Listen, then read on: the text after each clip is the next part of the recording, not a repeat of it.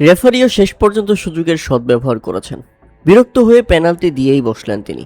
কেননা এমন একটা ফুটবল ম্যাচ দেখলাম আমরা, যে ম্যাচে মনে হচ্ছে প্রত্যেক ক্ষণে ক্ষণে মারামারি লেগে যাচ্ছে। কঠিন টেকেল, ধাক্কাধাক্কি, তর্ক, সংঘর্ষ একের পর এক লেগেই ছিল। এ ম্যাচে রেফারিদের রীতিমতো নাজেহাল অবস্থা হয়ে পড়ছিল। কেননা আর কতবার সামলাবেন তারা। তবে সেই উত্তপ্ত লড়াই শেষে শেষ হাসি হাসল ফ্রান্স। কিলিয়ান এমবাপ্পের একমাত্র গোলে প্যারাগুয়েকে 1-0 গোলে ব্যবধানে হারিয়ে কোয়ার্টার ফাইনালে উঠল দিদিয়ার দেশমের দল। তাতে নান্দনিক ফুটবল বলতে যা বোঝায়, এই ম্যাচে তা ছিল না। আক্রমণ পাল্টা আক্রমণে যেভাবে ম্যাচটা জমে ওঠার কথা ছিল সেটা ছিল না, বরং প্রতিদ্বন্দ্বিতাই বেশি দেখা গিয়েছে। এ ম্যাচে জয়ের পর দিদিয়ার দেশমের বিশ্বকাপ নকআউট পর্বে নিজের 10ম জয়ের কীর্তি করেছেন। এর মধ্য দিয়ে তিনি বিশ্বকাপ ইতিহাসের প্রথম কোচ হিসেবে নকআউট পর্বে 10টি ম্যাচ জয়ের মাইলফলক স্পর্শ করেছেন। অবশ্য এই ম্যাচে ফুটবলারদের মাথা সবসময় গরমই ছিল।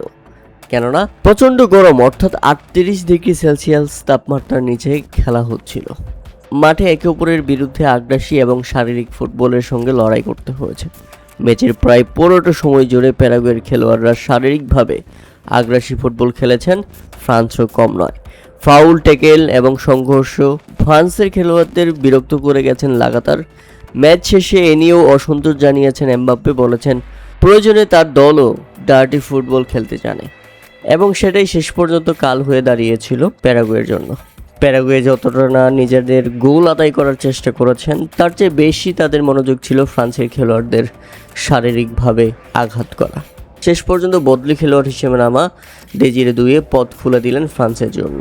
মাঠে নেমেই বক্সের ভেতর ড্রিবল করে ঢোকার সময় ফাউলের শিকার হন দুয়ে।